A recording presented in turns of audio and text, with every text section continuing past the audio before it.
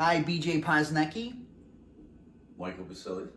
and today we're going to install a new kitchen faucet.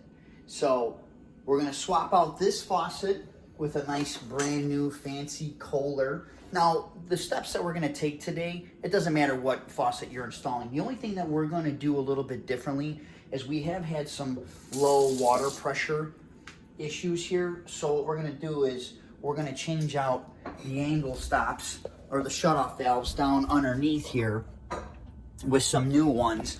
And then while I take these, when I have these off, we're going to go ahead and flush out these lines. Okay, so we took the faucet out just because it's hard to film when you're inside the cabinet. So naturally, first what you're going to do is disconnect the supply lines with an open end wrench, like so. And then this is what you're kind of looking at. Here's a side profile of what you're looking at when you're underneath there. So you're gonna have this nut that you need to loosen up. This is an actual faucet wrench. Okay, you can pick this up at any hardware store, and what it does is when you come and you put the nut in, it basically holds the way this clamp is. Thank you. You know, you put the nut inside here, and then when you let it go, it just, you can turn that nut. So these are really good to have because it's, you know, a hard to reach up place. So what you do is you unloosen this nut, okay, and that'll, you know, take that all the way down the rod, so that this way you could pull out the faucet. And then what we're gonna have to do is take off, you know, a lot of these have a counterweight. Okay, can you try to get that? Oh, there we go. All right, remove the counterweight. And then this is usually for the sprayer, so you're gonna have to push this in here, and that will release the this hose for the sprayer.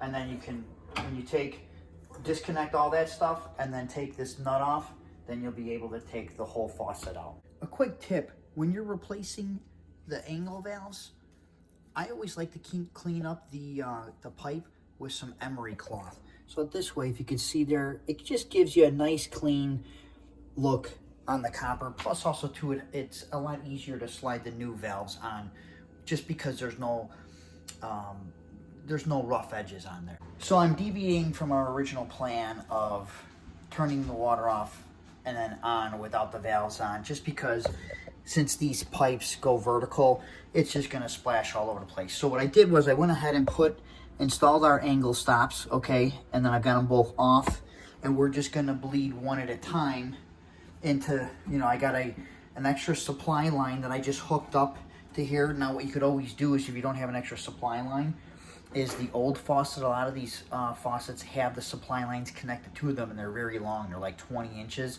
is what you could always do is, if the faucet is garbage, is just cut it off and use that, you know, screw on the side that was attached to the shutoff valve onto here, and then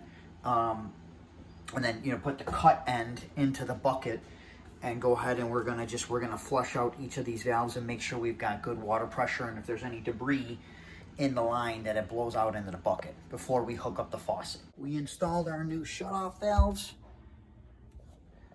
I went ahead and installed the faucet. It's kind of difficult to catch everything on video, not only but every faucet's gonna vary. So I always tell everybody to just read the directions, because each faucet's gonna have a little bit of a variance. But basically what you gotta do is you gotta fish all of your supply lines, and this happens to be one of these touchless, you know, so there is a cord. Fish everything down, and then on the bottom side you're gonna come up underneath, you know, there's usually a washer and then like a locking nut that may have some screws.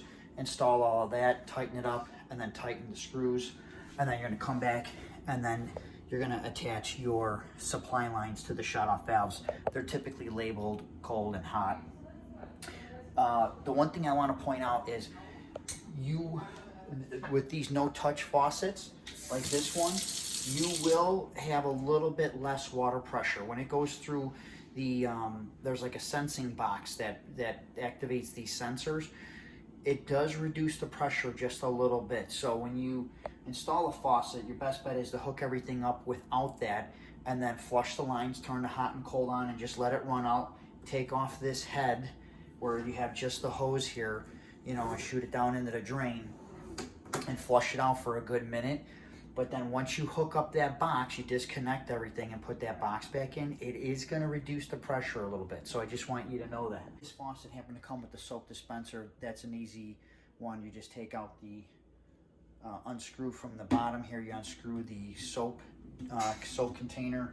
There's a lock nut underneath the counter. Undo that, and then this one comes out, and then vice versa for putting it in. You're just going to set in your new one. There's usually a foam washer that's on the bottom of that. Set that in place. You know, usually it helps if you have somebody hold the soap dispenser and the faucet when you're setting it, just to keep everything in line. And then go ahead and tighten up those nuts and then put on the soap dish. So I hope you liked the video. Be sure to like and subscribe, and we'll see you in the next one. Hi, BJ Poznecki with Inspect and Check. If you need a home inspection or home consulting services here in the Chicagoland area, please give me a call at 773-403-3298. Be sure to subscribe and share this video with other people that might find it helpful. Thanks again for watching, and we'll see you in the next video.